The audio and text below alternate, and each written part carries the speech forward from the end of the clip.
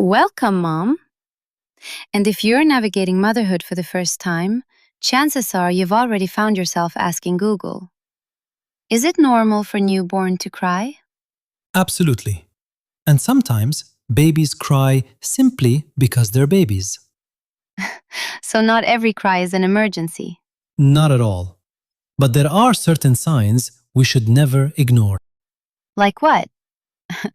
I bet every mom listening right now just turned up the volume and leaned in a little closer. For example, if your baby's lips turn blue, if they seem to struggle or choke while feeding, if they develop a fever above 38 degrees Celsius, or if you notice redness or pus around the umbilical cord, those are signs that deserve prompt attention. The umbilical cord alone is a story for another episode. And keep an eye out if your baby seems unusually sleepy or less alert, isn't looking around or responding as usual, or is sweating excessively even when the room isn't hot. Watch for discharge from the eyes or ears, severe rashes, diarrhea, or if your baby hasn't had a wet diaper for 24 hours. Mom, you don't have to panic over every cry. Stay observant, pay attention to the warning signs, and trust your instincts. More often than not, they're telling you something important. And the first thing parents need to understand is that crying doesn't automatically mean something is wrong. For a newborn, crying is their language. It's how they tell us they need something. Which brings us to the big question. How do we decode what our babies are trying to tell us? The first culprit? Hunger. Whenever your baby starts crying, the first thing to check is whether they're ready for a feed. Newborns especially need to eat often, so frequent feedings are completely normal. Number 2 on the list. A wet diaper. Babies don't appreciate soggy diapers any more than we would, so it's always worth checking. And sometimes that's all it is, a quick diaper change, while the parents have already gone down a 3-hour Google rabbit hole trying to solve the mystery. Number 3 on the list. Temperature and clothing. Sometimes babies cry because they're uncomfortable, either too warm or too chilly. The goal isn't to bundle them up like they're heading to the Arctic. Sorry, Grandma. Not every baby needs a polar survival kit. Here's an easy guideline. If you're comfortable, your baby usually just needs one extra layer than you do. Number 4 on the list. Gas and the need to burp. Believe it or not, all that discomfort and all those tears may be caused by something as simple as a burp that hasn't made its grand entrance yet. Which is a good reminder that not every cry means hunger or sickness. That's right. Sometimes babies aren't sending complicated messages at all. One of the surprising things about babies is that they sometimes cry because they're tired. Unlike adults, they can't always make that smooth transition into sleep. So yes, a crying baby may simply be an overtired baby who's struggling to fall asleep. The surrounding environment can also play a significant role. Some babies are sensitive to loud noises or bright lights, and they express that discomfort by crying or becoming restless. That's absolutely true.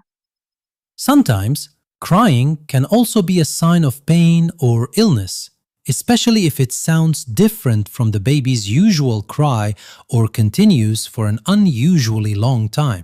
So, there are situations where we shouldn't just guess what's wrong. Exactly. In those cases, it's important to pay attention to any accompanying symptoms and consult a doctor if necessary. Babies are much more affected by their parents' stress than we often realize.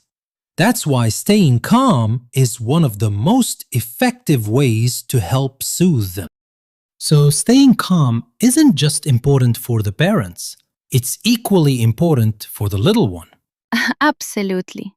The more peaceful and reassuring the environment feels, the more relaxed and secure the baby will be. Try holding your baby gently, speaking in a soft, soothing voice, and making sure they're comfortable. Sometimes, simply humming or taking a short walk while carrying them is enough to help them settle down.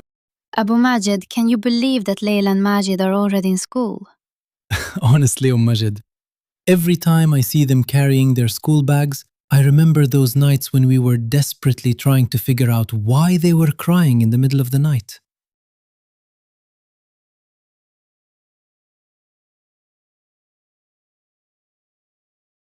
I remember that Layla would calm down the moment she heard my voice. That's completely natural.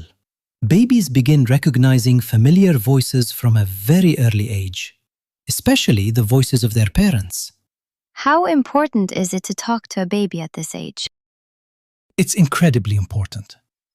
Talking to your baby, smiling at them, and making eye contact all help build communication skills and strengthen the emotional bond from the very first months of life. So, when I was talking to Layla all day long, I wasn't actually talking to myself. Not at all. You were doing something wonderful. As for me, there were times when I was convinced Layla was actually answering you. What about holding a baby and responding quickly when they cry? That gives them a deep sense of safety and trust. At this stage, babies aren't trying to spoil their parents or take control of the household, despite what some people might think. They're simply looking for comfort, reassurance, and love. Before we wrap up, what message would you like to share with new parents? Cherish the stage, even if it feels exhausting at times. These days pass much faster than you can imagine. One day, you'll wake up and realize your little ones are heading off to school, just like Layla and Majid. Today, we're going to talk about a few simple activities parents can do with their babies from birth up to 3 months of age. Let's start with one of the most important activities, tummy time. Place your baby on their tummy for short periods while they're awake and always under close supervision. And in the beginning, don't expect them to lift their head like they're getting ready for an athletic competition. Another gentle activity is moving a colorful toy in front of your baby. That's right. Move it slowly from side to side so they can follow it with their eyes. And remember, slowly. We're not in a car race. You can also use soft rattles or toys that make gentle sounds. I used to do that with Majid, although I have to admit there were times when I enjoyed the rattle more than he did. Another wonderful exercise is simply talking to your baby. Absolutely. Talk to them while you're feeding them, changing their clothes, or carrying them. They may not answer back just yet, but they're learning to recognize voices and developing their communication skills from the very beginning. There's also the mirror game. Yes, sit with your baby in front of a mirror. Smile and talk to them. Babies love looking at faces and watching expressions, even though they don't yet realize that the adorable little person in the mirror is actually themselves. And let's not forget the classic peekaboo game. Cover your face for a moment, then uncover it and say, "Here I am." Chances are you'll be rewarded with a beautiful smile, one that makes all those sleepless nights feel completely worthwhile. Before we wrap up, remember that every baby develops at their own unique pace. The goal isn't to create a rigorous training program. What's most important is that these activities are safe, enjoyable, and filled with love and attention. And that brings us to the end of today's episode. We hope these simple ideas help you enjoy meaningful and fun moments with your little one. Thank you for listening to the Motherhood with Insan podcast. We look forward to having you with us again in our next episode.